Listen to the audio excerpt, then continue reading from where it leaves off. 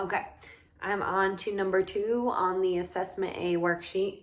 It asks what's the value of the function of g when the function, I can't remember how to say it, but what this basically means is the function g of x is equal to the radical square root 1 minus x, and the function of x is equal to negative absolute value x minus 1.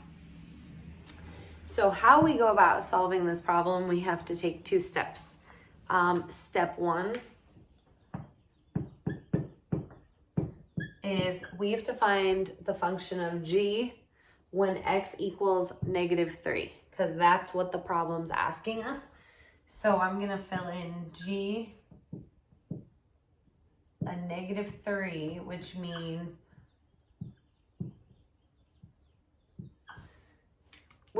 everywhere I have an x in the problem, I'm going to put a negative 3 instead. So there's an x here, negative 3. There's an x there, negative 3. So what this really means is I have the square root of 1 plus 3, because this is negative times a negative, so that those both just turn positive.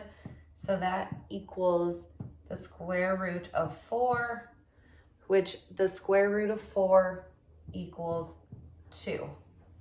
Okay, so, oops.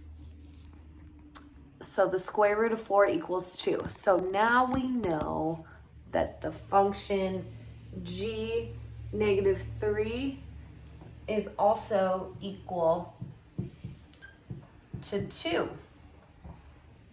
So where I see a g negative 3, I can replace with a 2. So up here, that's my g of negative 3. So I'm really finding the function of x when we input a 2. You see what I did? Let me get closer. So I found out that that's what that equals. So now I'm going here and replacing g of negative 3 with a 2, because they equal each other. So now I have to go to step 2.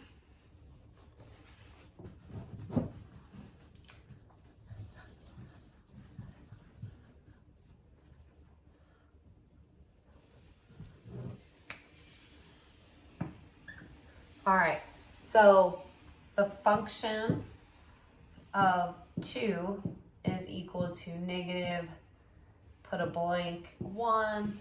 Okay, so now I'm basically going to fill in a 2 here every time there is an x. So according to my PEMDAS, or order of operations, I do the absolute value first. So 2 minus 1 is 1. Okay. And if there is a negative on the outside of an absolute value, once you take the absolute value bars away, which absolute value means you just keep everything positive because it's the distance from 0.